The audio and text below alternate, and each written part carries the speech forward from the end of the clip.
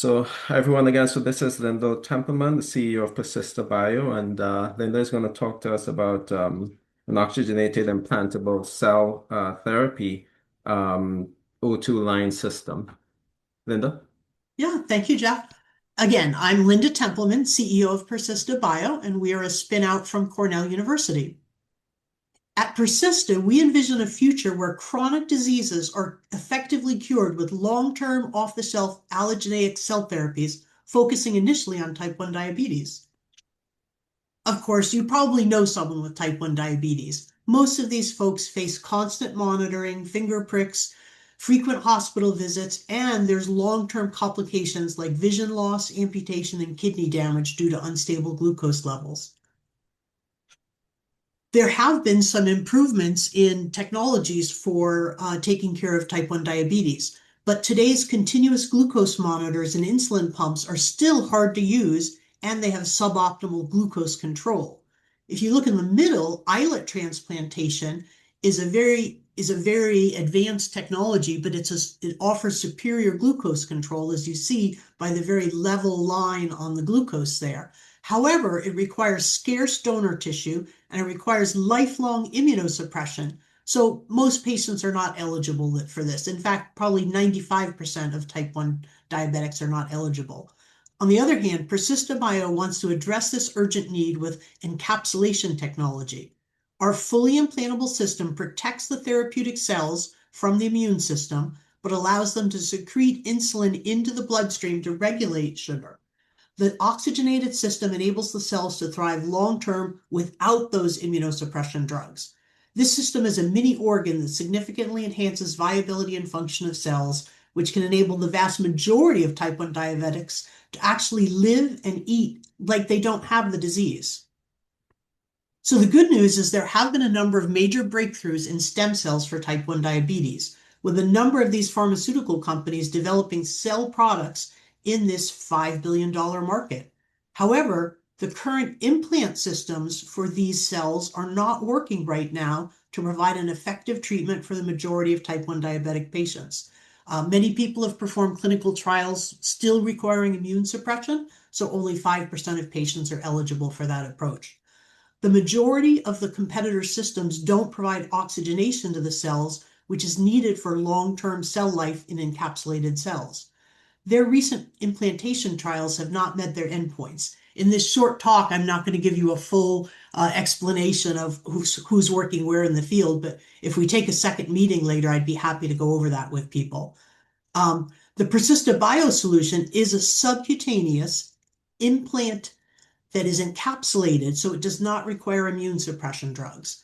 Our cell capsule system generates oxygen internally to make up for the oxygen that the cells can't get because they're not connected to the blood vessels anymore. This nutrient facilitates long life in a compact implant that functions like a mini pancreas.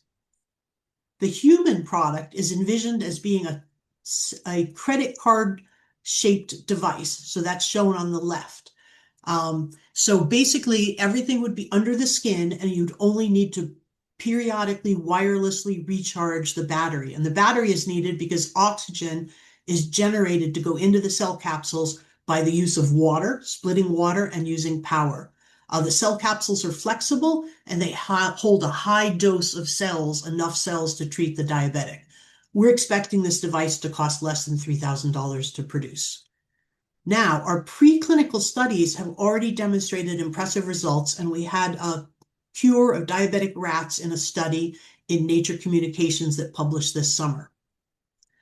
So again, not too much time to get into technical details, but let me show you the main seminal data that shows that oxygenation supports densely packed cells compared to non-oxygenated controls.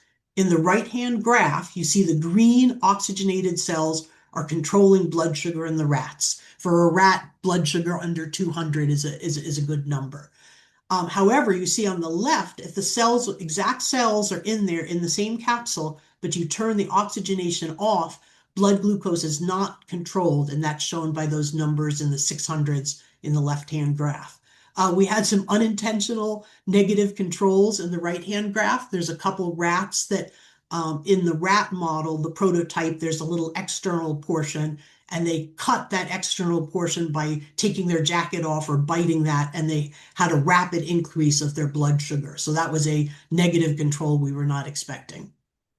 We're now moving to the large animal model, and that's the proof of concept that most partners would like to see. Persista will bring this curative cell therapy to market with a stem cell partner. This is an attractive space with major deals happening over the past 5 years. However, the implant problem still hasn't been solved. We believe the space is ripe for our unique solution to curatively treat the 2 million type 1 diabetics in the US. We believe the market for the Persista implant device alone, empty of the cells, in the T1D market, diabetes market, exceeds $1 billion in a growing market. Our founding team has significant commercial and translational experience. My first commercial product was launched in 2010, and I led the company from which we're licensing the oxygenation technology.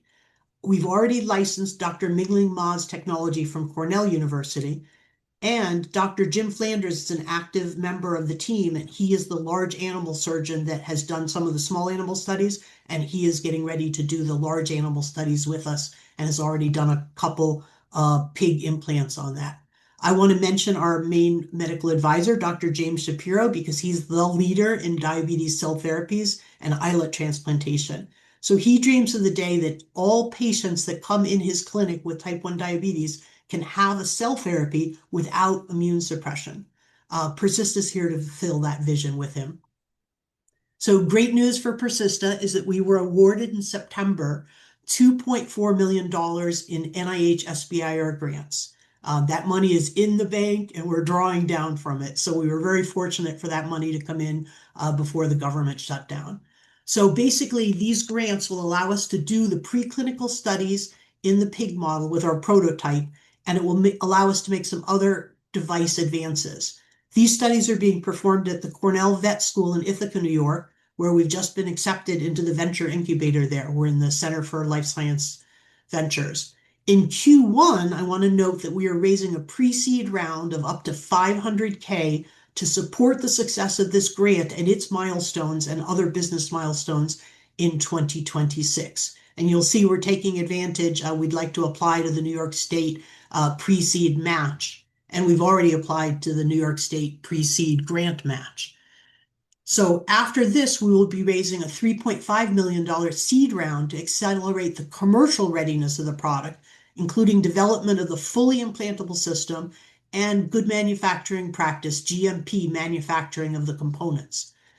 Beyond diabetes, our versatile technology has enormous potential to treat multiple chronic diseases, including metabolic disorders, as you see on the bottom, inflammation, and chronic pain. And in fact, there's some business development money in one of our research grants, a special TABA fund where we are engaging a consultants and we're doing a rank ordering of the additional indications based on what treatments are needed, what cells are already commercially available or nearing commercial availability, and how we could partner in those areas.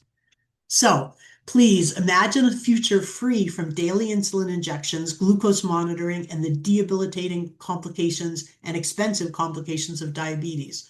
Persista Bio's breakthrough system can make this a reality. So for investors that would like to explore further, I would say our next step would be a 20-minute conversation.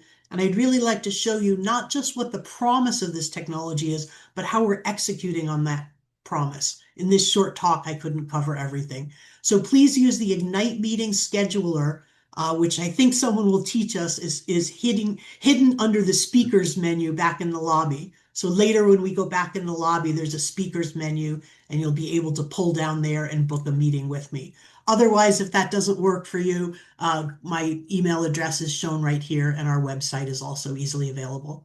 Thank you very much, and I'll take any questions. Linda, can you share maybe a little bit more specific what enabled this technology that it does not need the immune suppressor anymore? Yeah, so that's a good point, Alice. Basically, we're putting an immune protection membrane between the implanted insulin cells and the body. And as we showed in the rat studies, the contact, if the cells don't have cell-to-cell contact, there's no immune rejection. So this type of immune rejection is cellularly mediated. And then the good news is that the insulin and the glucose are going through our capsule system, and we're getting rapid response. In the paper or in some other slides I can show you, we get very, very good response to glucose. There were people that were worried that encapsulated cells would never respond fast enough, but it responds very quickly to glucose challenges. So basically, the immune protection membrane is why we don't need immune suppression. And we're able to put a lot of cells in one small capsule because we're supplying the rate-limiting nutrient oxygen down the center of the capsule. Outside the capsule, there's other nutrients that diffuse in, but oxygen is rate limiting because these cells are really cranking out large quantities of insulin. So they are very high metabolic cell. Thank you for the question, Alice. Thank you. Other questions? And Linda, I'll ask just a very quick question. I see that you did the rat study and now you guys are progressing into pig study. Can you just tell me how many rats did you guys sample? I know that you guys sampled one cohort with oxygenation, the other cohort without oxygenation. What was the total N size? How many rats were treated? I think it was N equals 8 with oxygen, N equals 8 without oxygen, but I'd have to check the paper. So not a tiny study, not a huge study. We are doing another small study right now under some breakthrough T1D study to amp up the numbers on that, Raj. And then in the pig study will start fairly small, and first we'll do non-diabetic pigs and show that the cells stay alive when we treat them this way. And in the second year of the grant, we have funding to go through making the pigs diabetic and actually treating the diabetes in the pig. So kind of a two-step system there in the grant funding. Makes sense. Thank you. Yeah, thank you. Okay. Linda, you Thanks. talked about it being a platform. Do you want to share what other types of indications would be possible? Yeah, we are looking at things such as pain control, some rare disorders such as metabolic diseases. So diseases where people are taking injections long-term or having to do a treatment for the rest of their life because they're missing an enzyme, they have chronic pain, or they have cancer, they're terminal and they need pain control. And then other metabolic disorders, you could even put GLP-1 long-term baseline secretion, perhaps for maintenance of weight loss and for use during diabetes. So again, we're doing an extensive study of which of those indications to work on next. And we're going to plan ones where we think there's good cellular partners available to partner with to get products to the market quicker. Thank you. Okay. Thank you very much, everyone.